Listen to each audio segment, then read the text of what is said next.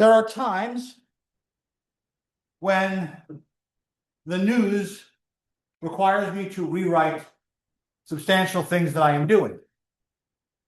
Tuesday evening, when I got home, I was scrolling on social media and a short discussion of a ruling from February 26th came up. I kid you not, the following court case, United States versus Hepner,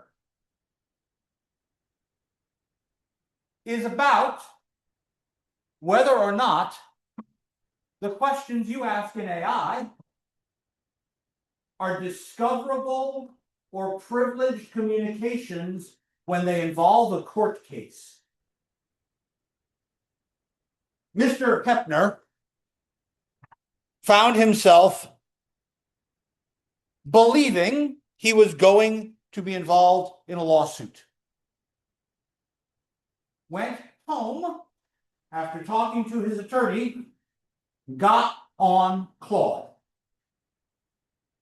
and started typing questions to the AI, asking it questions about the law and the court cases. Unfortunately, Mr. Hepner included in the files he uploaded notes from his attorney. Those notes are privileged information. Any communication you have with your attorney falls under attorney-client privilege. We can't talk about it unless you're talking about it to a third party. What does Claude do with the data you give it? Talked about this on Tuesday. What does ChatGPT do with the data you give it?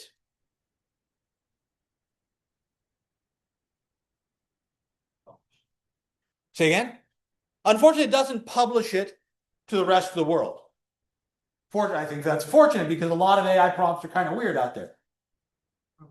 Learns from it. It uses it internally, so it doesn't publish it to the rest of the world, but it publishes it to its internals so it can figure out what the next word is in each given sentence. It takes your information and distributes it to the entire AI model. And that means that anyone else doing any other training data now has access to the communication you uploaded. That's a third party. You happen to include a note from your lawyer in the documents you uploaded to Claude? That's now publicly visible information. It's not privileged anymore. This ruling is less than a month old and changes the law about what is private and what isn't. So, when we start talking about AI use, I want you to think about what is going to happen to the files, the information, the folders, the notes, all of the other bits that I upload. People, I saw this Tuesday. I knew if I didn't tell you all about it, it would be a bad thing. So let's think about what practical insights we can use. What are, quote, safe things for us? You all have Seton Hill accounts, and we are using Google as our mail server. Therefore, you have built-in free access to an AI already. If you go to Chrome and open up the browser with your email address logged in,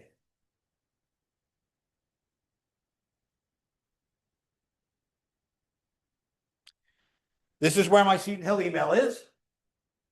I can go over here and I can say, hey, open up an app for me. Right here is access to Google's AI, Gemini.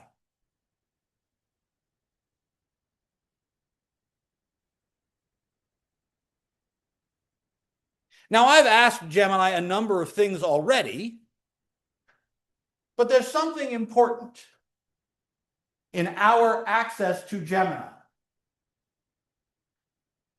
Seton Hill, as a university, has negotiated in their enterprise license that none of the prompts we enter into Gemini are usable as training data.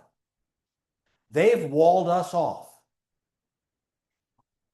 We, if we use Gemini, are not in the same boat as Mr. Hepner was. On the other hand, we don't have such a contract with OpenAI. We don't have such a contract with Anthropic. We don't have such a contract with other servers. So it is quite possible that if you open up another AI and upload something, that will be made public, at least to the interior servers. Other people can learn from it. Why for a university? Why for this place? Does that matter?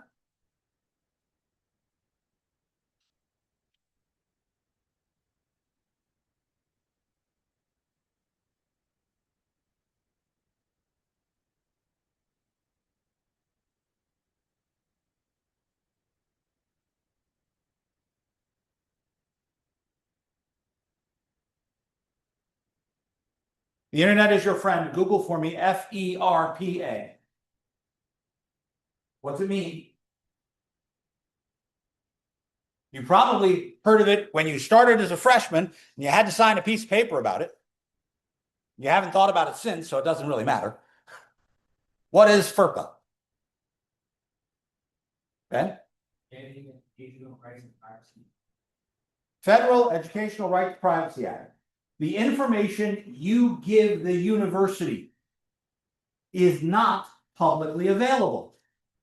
Now, some of it is your name, that you are a student here.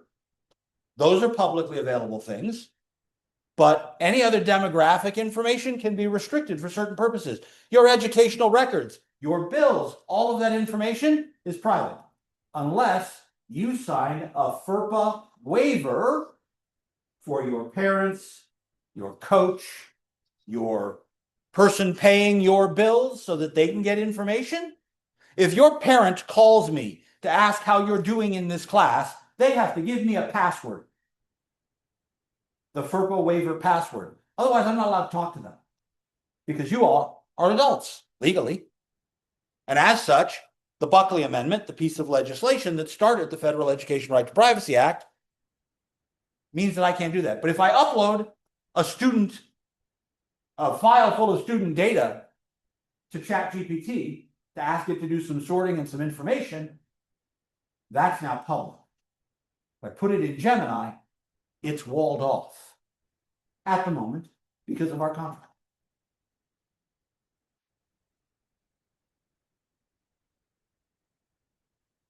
So one of the things we need to do is figure out what we're going to ask. And what we ask is a prompt.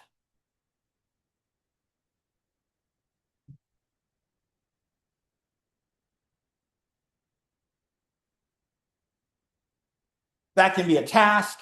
It can be a question. It can be all sorts of different things. Because we're using natural language processing, we should get it to understand us.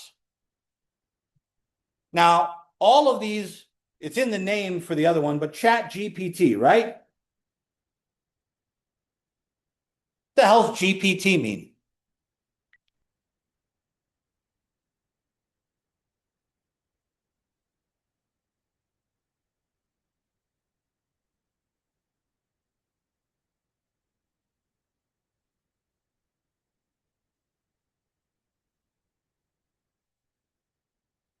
Okay. Generative, pre-trained, transformer. The pre-trained part is, hey, I've given you a bunch of data and you successfully, after so many repetitions, told me what the right next word is. Now I want you to generate that for new data. The way in which the training operation works, that's our transformer. That's the pile of linear algebra I mentioned on Tuesday. The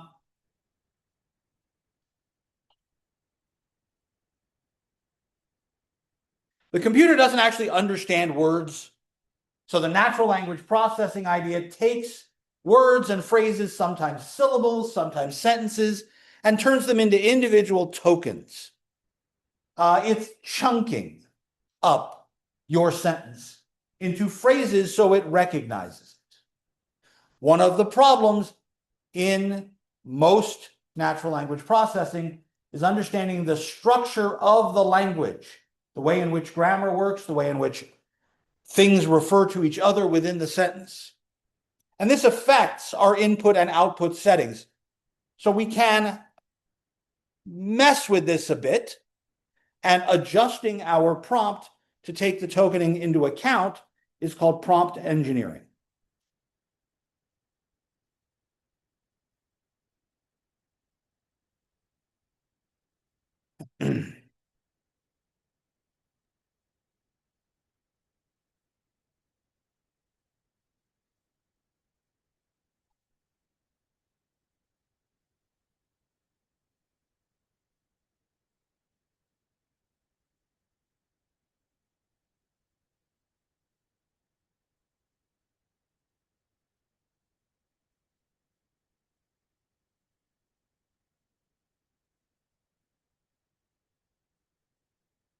In one sense, every conversation you have with another human being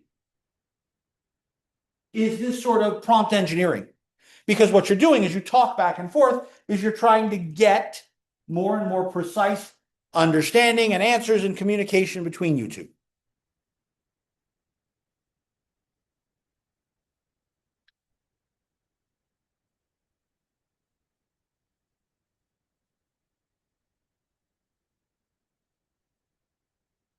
Let's try it. On our Canvas page, in Module 5, is text file with some prompts I want you to look at. It's labeled L25. Go get it.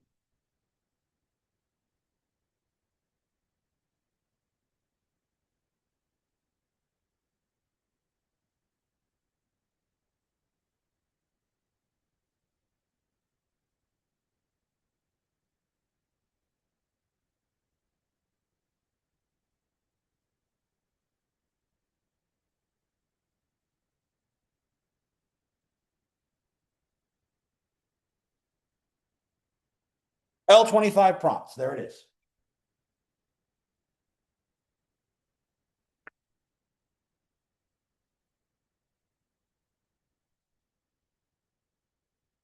Now,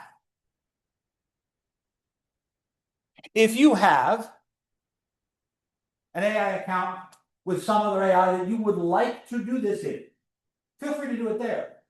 If you don't already have another AI account, open up a Gemini tab, and let's copy that first one in and see what Gemini says.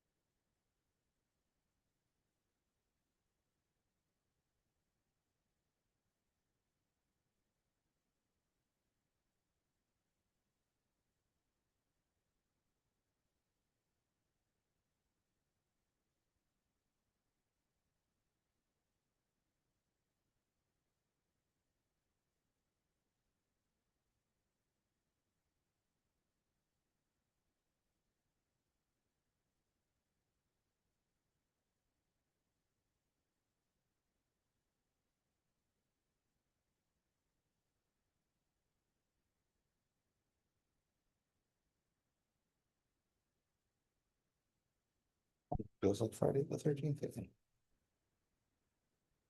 So when I type this first prompt in, what do you get coming out of Gemini?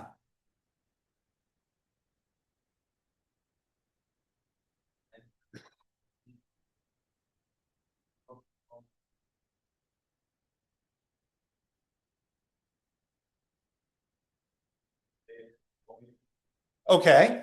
And means that all inside is fairly consistent across regions, averaging from 97 years. Inside what east dominates and total output, all matches the yield efficiency, highest average deal size, indicating strong pricing of customer value, recommendation quotes, and increasing deal volume, high efficiency, but all another east square to be replicate higher deal volume. I find it interesting. Your result is different than mine. This is my response exactly from Gemini. I just copied it and printed it. If you go back to your Gemini prompt up at the top, where the response starts, there should be what looks like a copy icon, 2 pages, one on top of the other. You can copy the entire text, drop it in a Word document, or drop it into some other location so we can use it later. Because my use of Gemini has had the math typesetting program I use frequently, it's got funky little pieces inside dollar signs there for code. But it also showed me the Python code it did to do that analysis, which means I could take this same piece of code and then take it to a different set of data and do the same thing again. Because I now have the Python it used to do this analysis. I'm not a programmer. My last programming language was Pascal, and that began in a year that started 198. So it's been a long time since I've done any programming. But I can copy and paste, and then I can figure out what happened in here.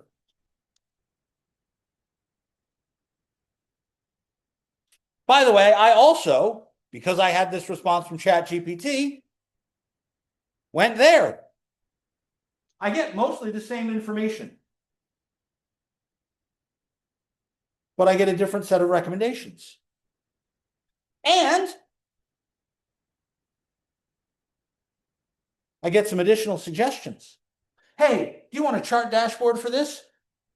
Like we did in Power BI last time?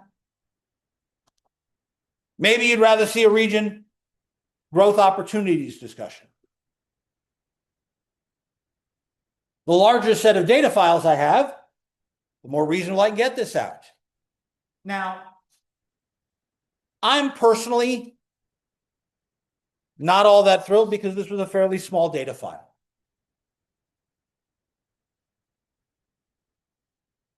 Here's a strategic update. Give me 3 bullet points. I got to present to the board next week. They don't want to read this entire 3-page thing. Now, in this case, it's only 1 paragraph. So summarizing it is really already very short, right? But what if you gave it a set of lecture notes and said, summarize this class notes? You give it 4 chapters of the chemistry textbook because you've got an exam next week. Summarize this one. How does Gemini or ChatGPT or your AI do summarizing this? What are the bullet points you get?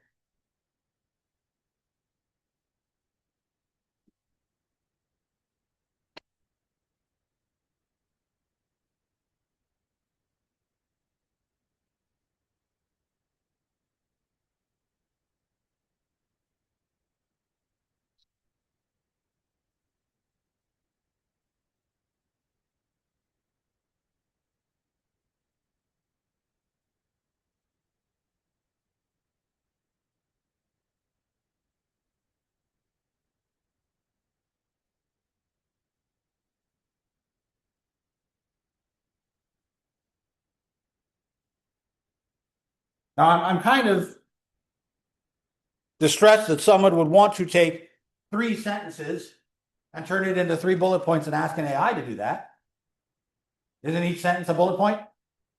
And that's what my AI did. These sentences became these bullet points. It just phrased it differently. So the writing style changed. And by the way, it didn't matter whether I put it in Gemini or ChatGPT. It's the same 3 bullet points, the same 3 sentences. But when I look at the output from different AI models, I can actually see the way in which the AI is trying to think about what I've given it. This third prompt, I have 3 pieces of customer feedback. What should we do about it? Now, I am going to get 30 pieces of customer feedback in about another 8 weeks. I'm going to get your feedback about this course. What should I do about it? If I'm Sister Susan, the provost, I'm going to get something on the order of 15,000 pieces of customer feedback. I'm going to get all the student evaluations. What should I do about it?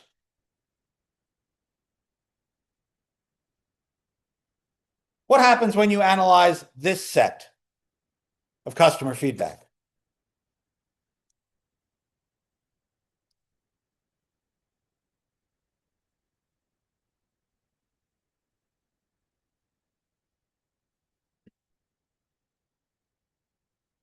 Sentiment analysis is a big part of natural language processing because intonation and speech pattern is a social cue. The way in which you say something can matter exactly as much or more than the way you say it.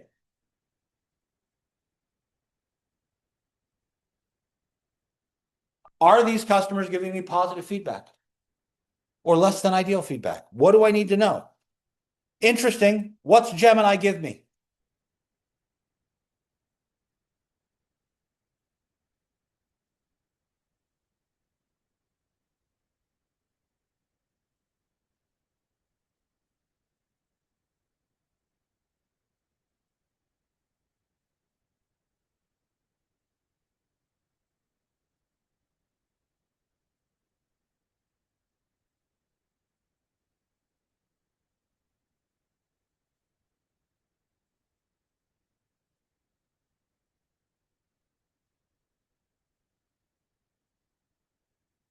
When I did this in Gemini, I got a table. I got a sentiment analysis that breaks down thematically. And then I got a set of recommendations. But I got, here's how I've analyzed the information you gave me. When I got in ChatGPT, I just got a set of themes and a recommendation. Very different type of output, yes? A substantial change in the way we are thinking, or at least the way this particular AI was trained, our pre-trained part, to think. Now, let's look at this last prompt.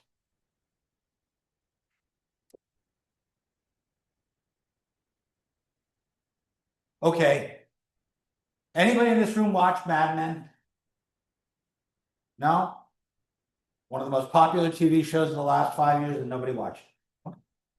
Mad Men is set in an advertising agency. That's somebody's job.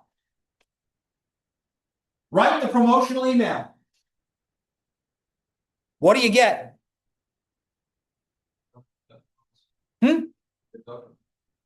You don't? Wait a minute. Did I actually upload a different file? Chrome, 25 prompts. Holy crud, I forgot to upload a prompt. Okay, well then let's use the text file here for the moment. Just type that one in, it's short enough. I will re-upload the prompt. Where did I miss that?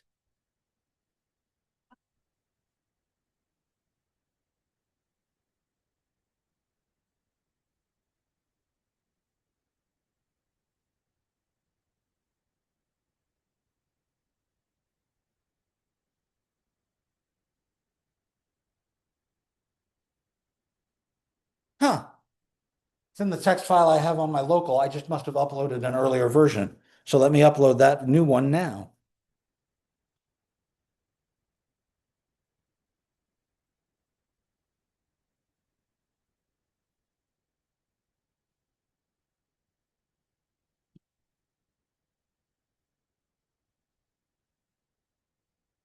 There's the new version.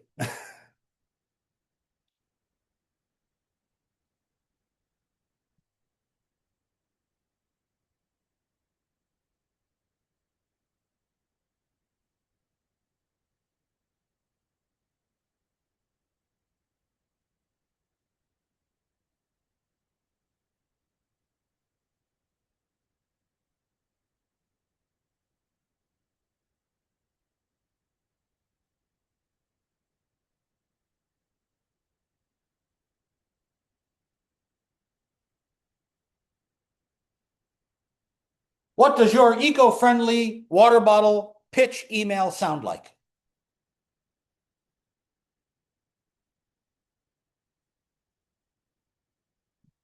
When you read this email, well, when you read the response that your AI gave you, does this email sound like a convincing ad to you? Does it sound like it would make a good 5 to 10-second radio spot? 30-second radio spot. Somebody reads this pitch out loud. Is this dynamic? Is this attracting attention? Is it a good ad?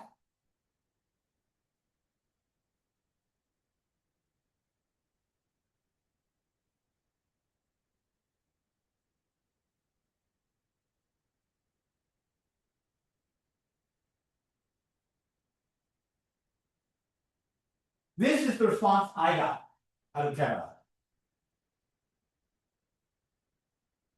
As an email, I'd be very happy to see a link at the bottom taking you to my store.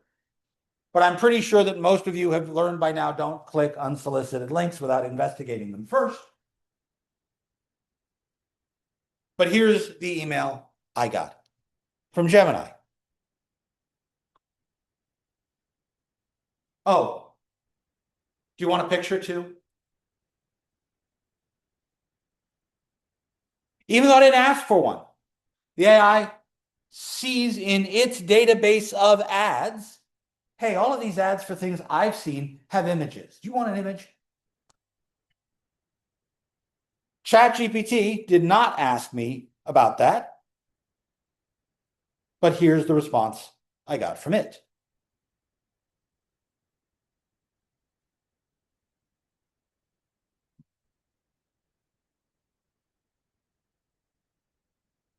So my first question to you, were these good prompts?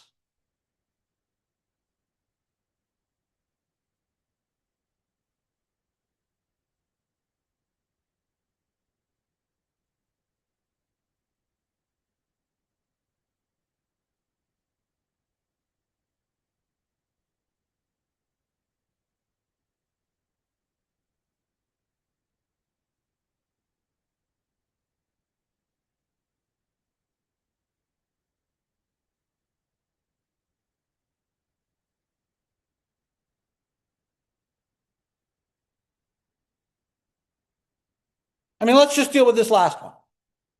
Was this a good prompt? Did it get you a good promotional email? A couple of you are looking at me like, well, how am I supposed to know that? If you worked for this business, would you send that email out? How would you adjust it? What's not good about it? What's good about it? This is where prompt engineering comes into play. If I want to think about prompt engineering, I need to ask myself, how can I tweak the information I gave the AI to say, I don't like this part about this. We're introducing an ecologically friendly water bottle. What could I change about the prompt to change the output?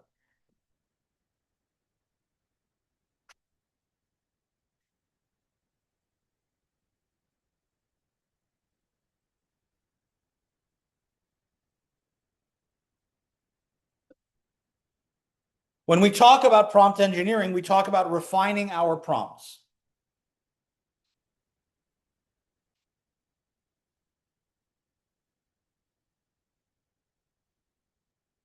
In order to get a good answer, I need a good question. So I need to be very specific.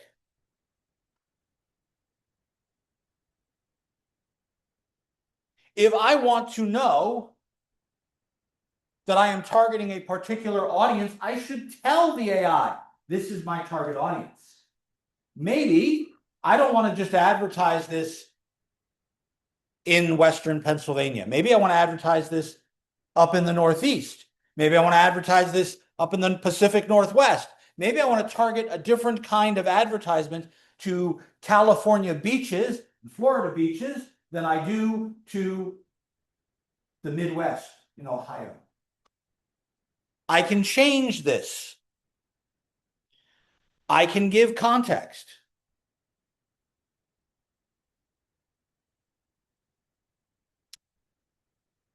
Who's the audience? Who's the speaker? What level should you speak at? Is this ad too simplistic or too complex in its vocabulary? I don't want to write an ad that reads like "See Spot Run." Run, Spot, run. I also don't want to write an ad that sounds like Daniel Webster vomited all over my paper. But I can take the ad I was given and iterate that process.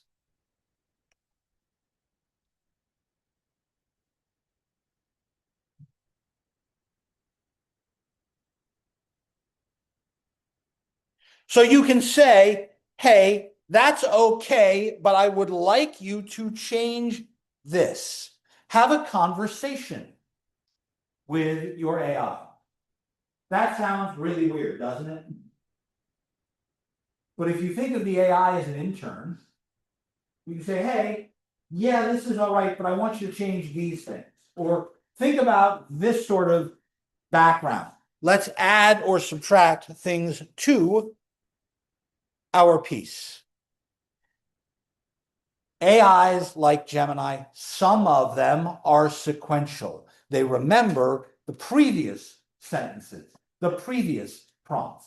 As opposed to just chopping and tokening, they build longer and longer token sequences by taking the previous sentences into account. So if you were to then say, I think this ad should be geared to a different audience, let's aim for the Pacific Northwest. Make that change. What if you said, target this ad to the Pacific Northwest? Please add that to the prompt you just gave. Target this email to the Pacific Northwest.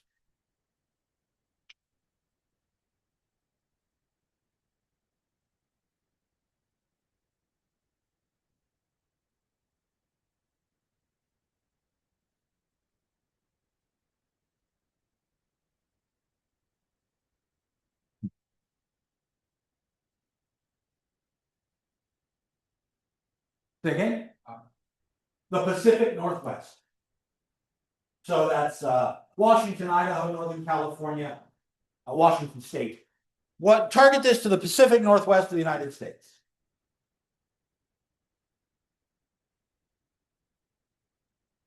It's going to change some of the imagery, isn't it?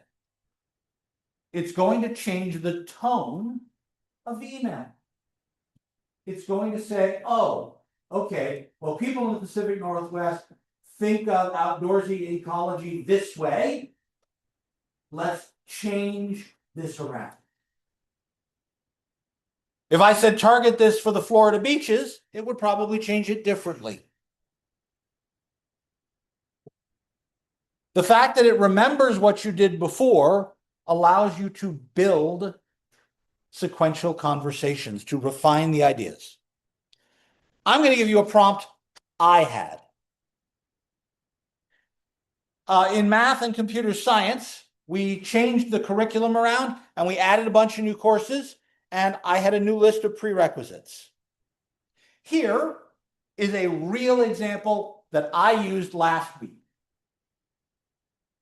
This is the list of courses in computer science and prerequisites for computer science and cybersecurity. This tells me what order I need to take the courses in. This is absolutely illegible to most people. If I say to you, okay, this is how I want you to plan your semesters here at Seton Hill. If you're going to major in computer science, you need to take all of these courses, and here's the ordering in which you need to take them. Does this help? So I said to ChatGPT, hey, do me a favor. Take this list, turn it into a chart. Make a picture. Gemini, because I did it in Gemini. Gemini said back to me, here's some JavaScript that'll make a picture. And I said, that's great. I don't have a JavaScript environment. Can you give me a different kind of output? And I asked very specifically for a particular kind of output. And it said, sure, I can do that. Here's the picture it gave me. Does this help? This is a fail. On the other hand, though, it really does tell me which course comes before which course. I said in my prompt, put the earlier courses on the left and the later courses on the right. And I can clearly see I have to take programming 2 before I do a lot of stuff. I have to take intro to cybersecurity before I do a lot of stuff here. Oh, this is an external prerequisite. That's before this algorithm's for, and it's overlapping other arrows. I don't like this. So I simply said back to ChatGPT, to Gemini, hey, I don't want the boxes to overlap. I don't want the arrows to overlap the boxes. Please optimize this. 2 minutes later, it said, do you want me to color code them? I can make computer science one color and cybersecurity another color so you can tell them apart.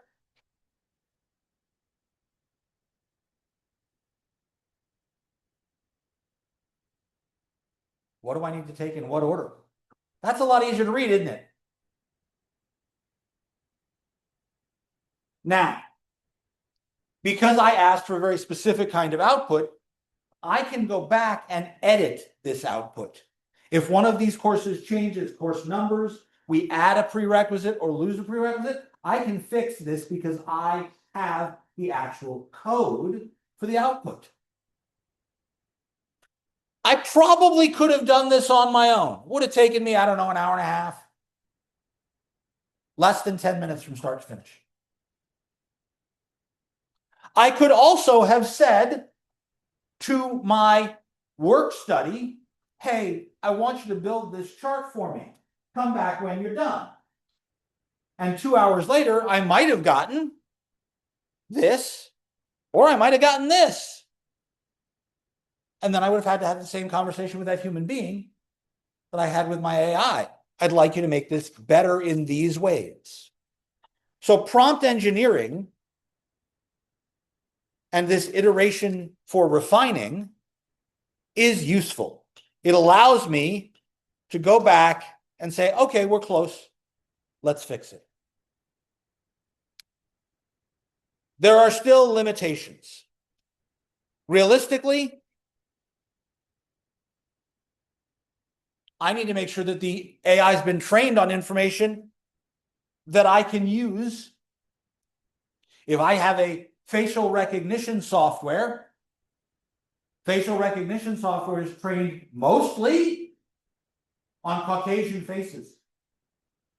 They don't recognize non-Caucasian faces well. We have to increase the training size for non-Caucasian faces. Most AIs are not connected to search engines. They can't go find information for you. They can only look in the database they have. Their canon, for lack of a better term. Their database is finite. It's been pre-filled. I can't connect an AI to Google and say, search for this information and then tell me. Most of the time. Bing tried to do that. The search engine Bing hooked an AI to their search engine piece. Google has built in their AI responses to their search engine. but it's really doing the search first and then doing a summary on those searches. So it's kind of a middle person. There are limits to the number of tokens or the length of the prompt you can give. That's why the iterate idea is helpful, because if I have limited numbers of tokens or limited input size, I have a problem. Sometimes complexity is a problem. It turns out that the first version of ChatGPT that was made public, ChatGPT 2, I believe, they didn't release the first one in the journal, couldn't pass a second grade math test. ChatGPT 5 got an 800 on the SAT math portion because they linked it to a math engine run by the Wolfram software company, Wolfram Alpha, which solves really complicated math problems, again, in seconds. But now those two pieces are connected. She's like, ask the AI a math question, and it'll go run the math software somewhat. It is also possible that your AI will simply lie to you.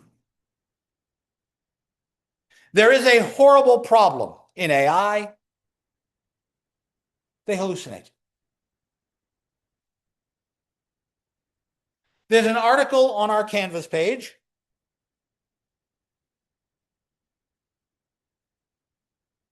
linking to a, come on, Module 5 from The Verge, an article on medical AI hallucinations. Now, this is terrifying to me because a bunch of medical journals were uploaded to an AI and they asked it to diagnose patients. And it made up a brand new organ in the body. Made it up. See, the problem is with your black humors, we have to extract those from. That's leaching, and that's in the 1500s, people. It made something up and said, this is what you need to take care of. And it sounds absolutely 100% convincing. And it was complete bullshit. I need to keep my prompts short and simple with very deliberate, precise goals. I need to make sure that the output I get is correct. If I go back to that Gemini prompt, you have your Gemini page still open? The very bottom of the screen, what does it say? Really small print.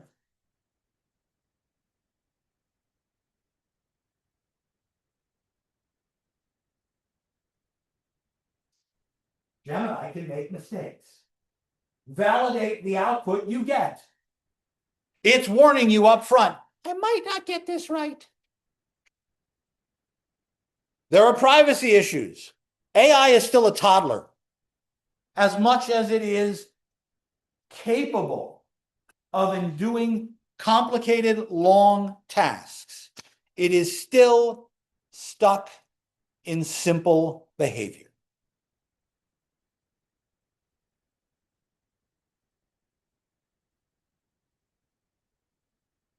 Questions?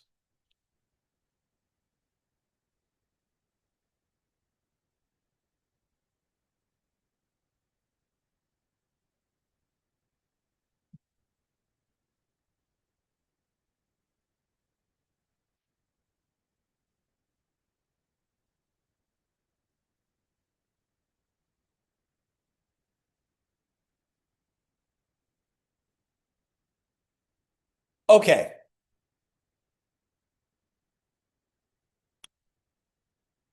Let's think about some use cases. Where can I really do this? Almost all AI benefits and impacts on your businesses will not be customer facing. Except for interacting with a chatbot, almost every AI impact is behind the scenes.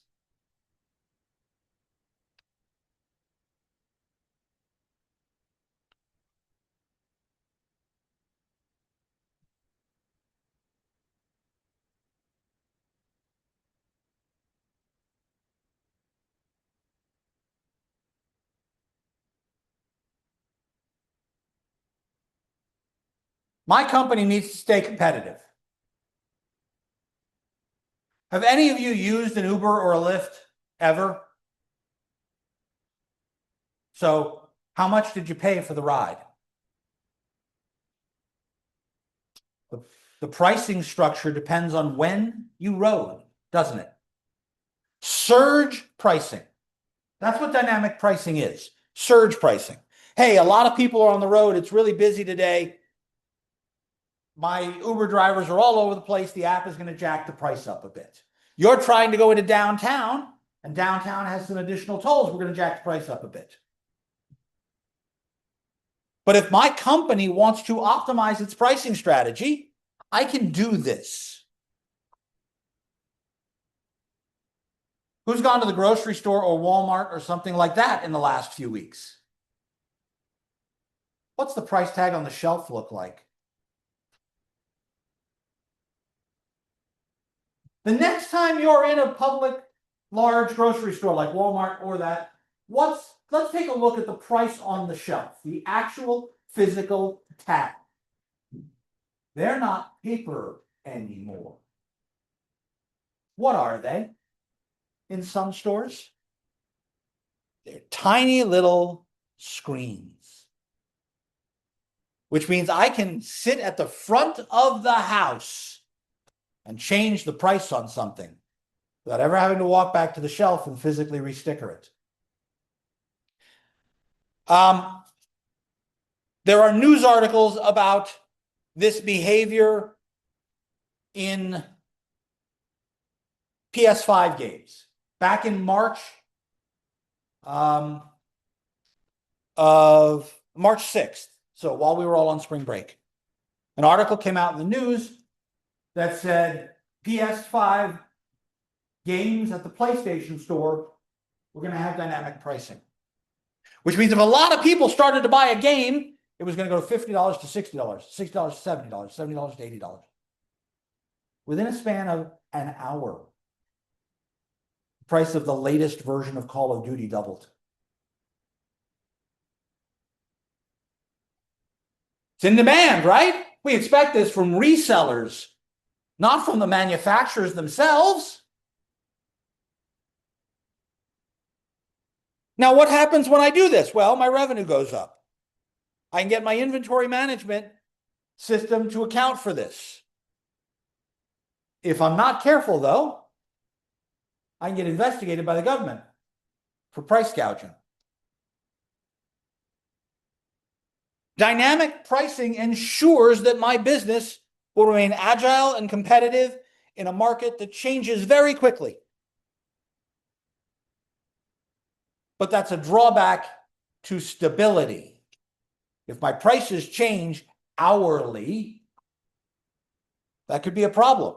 I want you to imagine walking down to the second floor commuter lounge and going to buy a soda, or walking into the caf to buy a drink.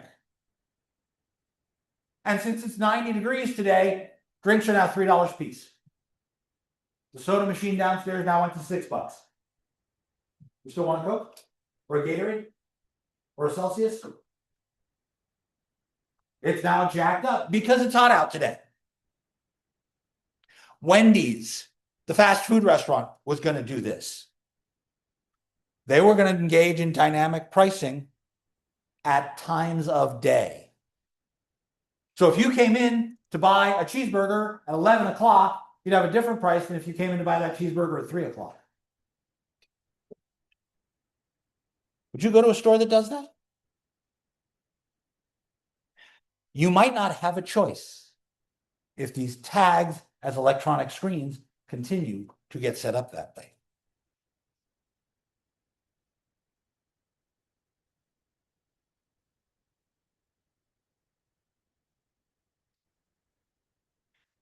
I want to know why my customers leave my business. By the way, this is true here. Seton Hill University does exit interviews on students that transfer. Why did you decide to leave Seton Hill? It's a legitimate question. But if I own a telecom company, why did you decide to leave my phone company? Why did you change your cell service from AT&T to Verizon, from Verizon to Mint to whoever, right? Why did you pick the phone company you have? Why did you pick the cell phone provider you have? Did you pick the cell phone provider you have? Or did you just get it when your parents got you the phone? So who picked this particular provider? Well, I want to be able to identify at-risk customers. Who is likely to leave? Whose business can I, attempt to retain? So let's analyze our customer behavior. Let's analyze our customer support interactions. Why are people calling to get help with our telecom? If I can find a predictive model that will flag a customer's record, this person has been on with customer support 6 times in the last 10 days, they might be ready to jump ship. This person has only made 3 phone calls in the last year. Why do they still have a phone? Maybe they should just have a tablet, not connected to the internet, not connected to the cell phone network, just connected to the internet. By the way, you are part of such a model. I said Seton Hill wants to understand why students leave, right? We bought a piece of software to track your interactions, to find out what customer support services you need. You know the name of that piece of software? Starfish. That's that idea for you.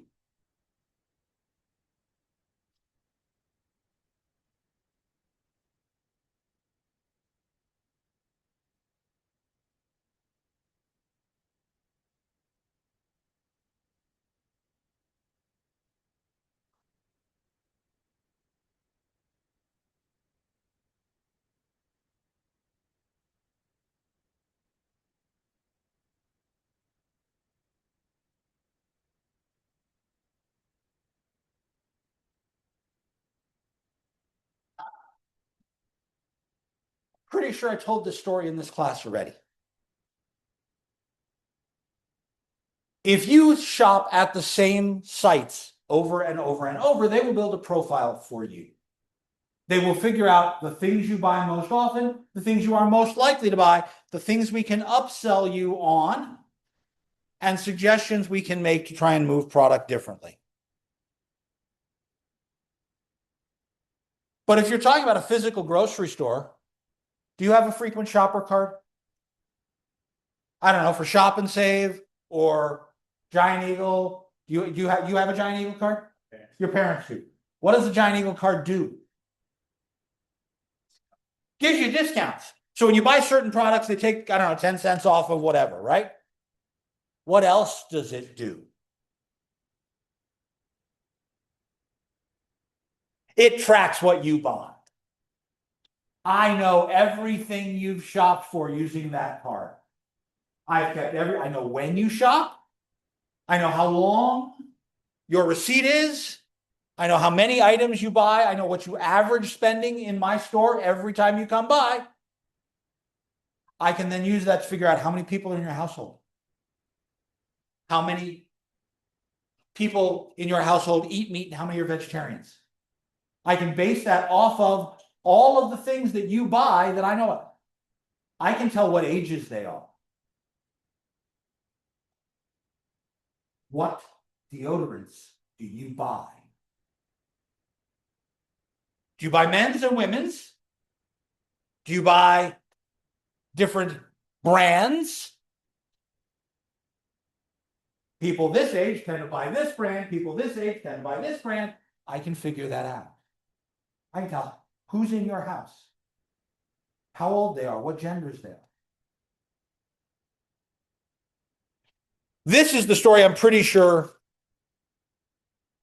I've told before.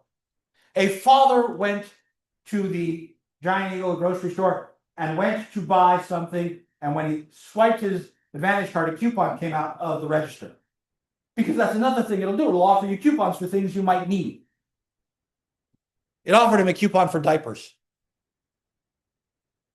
Problem. His only child is his 20-year-old daughter. Why did it offer him a coupon for diapers? Because she's using the same card her parents are using, and she went in and bought a pregnancy test. And she hadn't told Dad yet. Oops!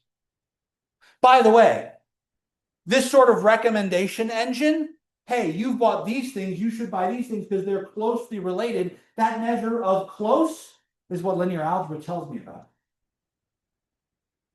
So when I tell you that an AI is really a pile of linear algebra with a cover on it, that's what I'm thinking about. This is another case where I cannot always rely just on the AI. I need a human's expertise to go back and validate the data I've got. I need to ensure my data is accurate, it's clean, and that it's sufficient to answer the question I really want, both in my training and in my then execution. People are expensive. Expertise takes training. If I can train the AI, it'll work 24 hours a day, 7 days a week, and never stop. A man by the name of Capek, Karl Capek, wrote a play in which he talked about these new workers that would never stop. From the Rossum Company. The play is called RUR and is the invention of the word Rossum's Universal Robot. The word robot means worker. That's what we're building.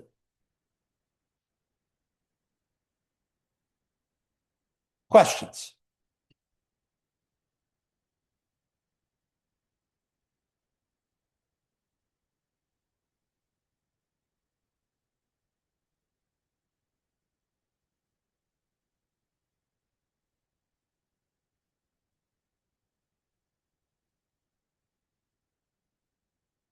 I've hit on some of these already, but let's talk about these in a little more detail. I have some particular ethical concerns regarding the use of AI. I'm going to start with bias. All bias means in this case is that my result is skewed.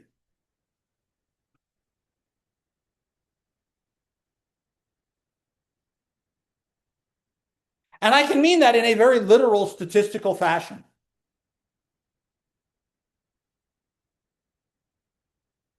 But I can also mean it in a sociological fashion.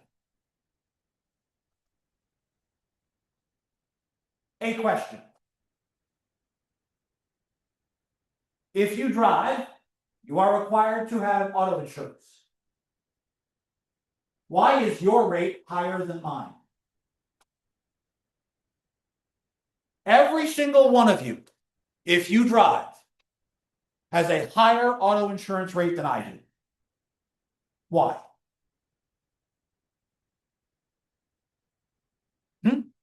Younger. You have been driving less than I have. Insurance rates drop at age 24 for women and 26 for men from their highest. Drivers between 16 and 26, male drivers, yet in the most accidents of any other demographic group.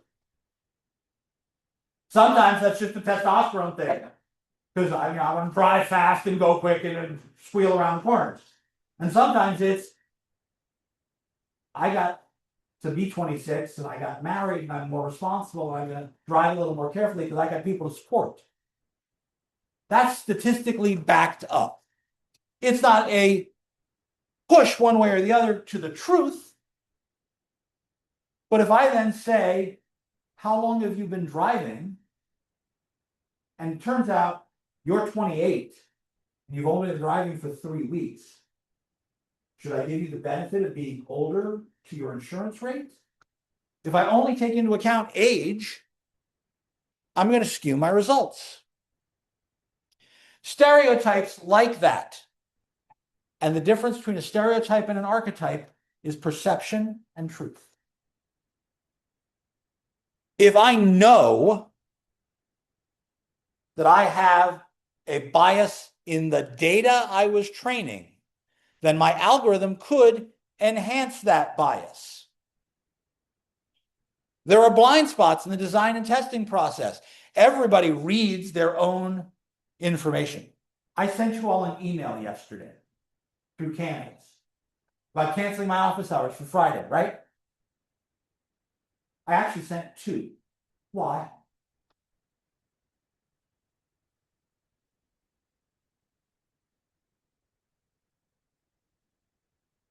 Go to Canvas and look at the message I sent you, people. What's wrong with it? Why did I have to send a second one?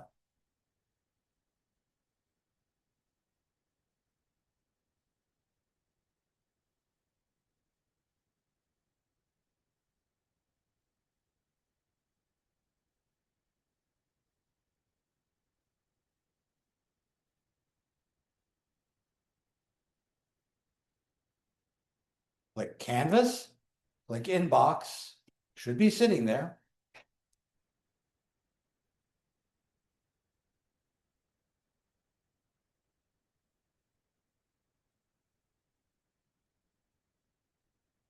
Where did I screw up the first email?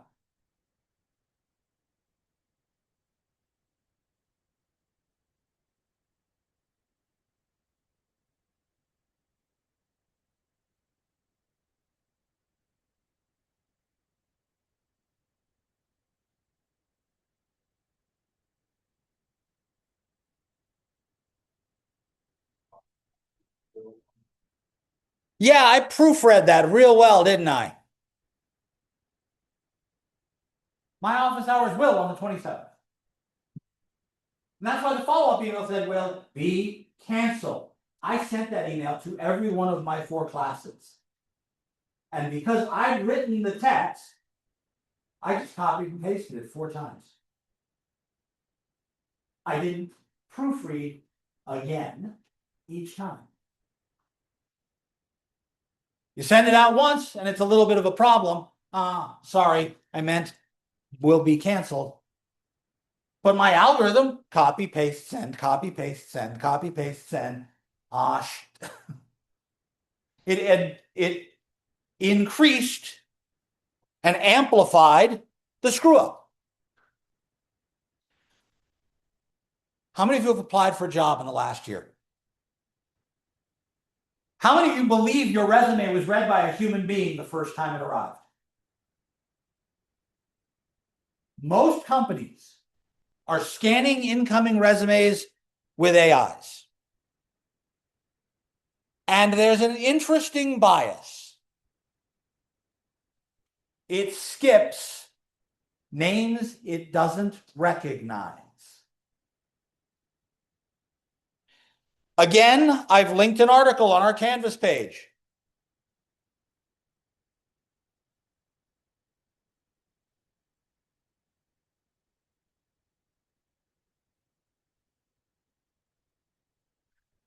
Hiring algorithm biases from MIT.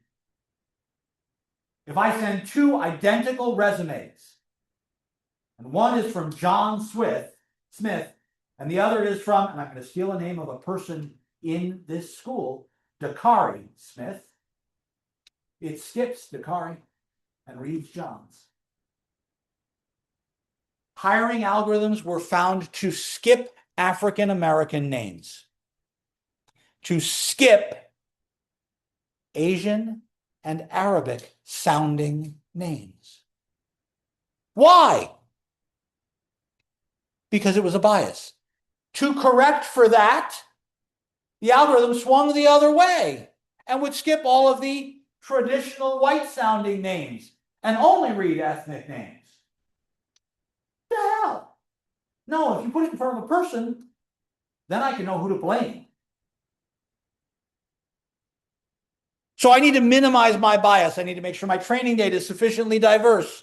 I need to audit the outputs. And I need to check the model. Nothing in the universe is truly neutral. Everybody, every human being has their own biases. I sure as hell do.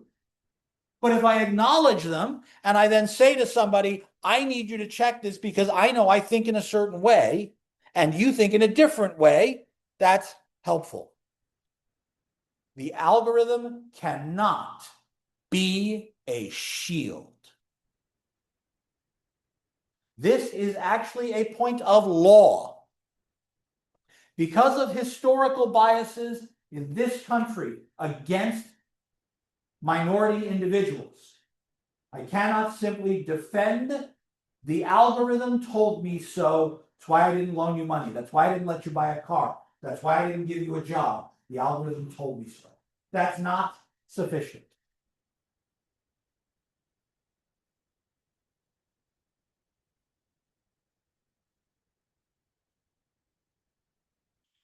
What about privacy issues? We've already seen that an AI is going to take the data you give it and use it for training purposes. If I'm dealing with medical information in my hospital, I have to obey the HIPAA laws, the Health Insurance Privacy Acts. I cannot allow someone else to access your medical data. Hey, wait a minute. Any of you done Ancestry or 23andMe or any of those genetic things that can tell you about your history as a human being? Take a little cheek swab or spit in a tube and send it off to the company? No? My parents bought them for me and my child and my wife as a present, and so we did them. Someone somewhere has my genetic data. Google for me. The company is called 23andMe.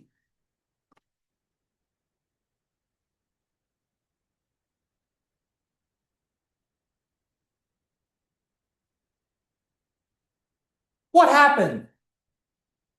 23andMe collected cheek swabs. You stick a little Q-tip in your mouth, you put it in a test tube, you mail it off to the company, and they tell you your background history, where your parents and grandparents and great-grandparents physically came from. Now, I can only go back 3 generations, but I know Russia, Hungary, and Poland is my background. And they were able to narrow that region down a little further and give me some more information. Great. 23andMe does the same thing. They went bankrupt. What happens to their database? It's worth a lot of money. Because if I have this giant pool of people's DNA, I can start analyzing that DNA. How likely or unlikely are certain diseases among populations? Can I track that now to your geographic locations? Can I then analyze that for an insurance company? Because if I know how likely or unlikely you are to get certain diseases, I can charge you more or less for your insurance. Just like the driving thing, right? But if I take a cheek swab, I get a lot more data than if I just ask how long have you been driving. 23andMe, by federal law, was required to allow people the opportunity to delete their own personal information. If you got the email, if you bothered to read it, if you got the physical letter, if you bothered to read it, and if you then could follow their crazy convoluted instructions, then you deleted your data.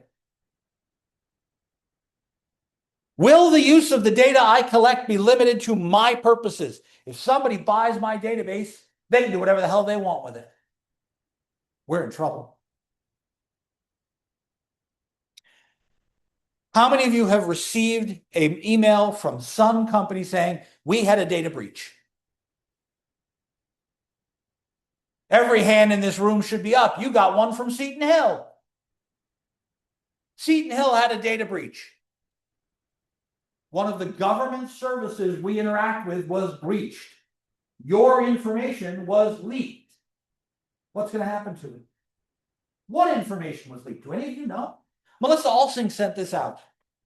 I know it went campus-wide twice. You should find this email. Data breaches are a guarantee. What's going to happen? I got a couple more of these ideas of ethical considerations I want to talk about next Tuesday. So we'll talk about those. And then you'll get to play with some AIs for a while. I will see you all on Tuesday. Have a wonderful rest of your day.